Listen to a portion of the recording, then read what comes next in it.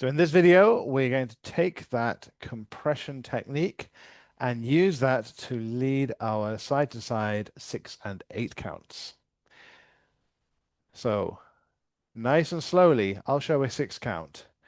We rock, step, compress in for the triple, and now we push away. Step in, away, rock, step, into the wall, off the wall, rock, step, into the wall, off the wall.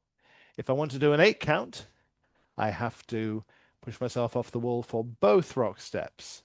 So we have rock, step, into the wall, rock, step, rock, step, and rock, step. So each of those rock steps, I'm pushing myself off the wall. Joo-Lee feels that.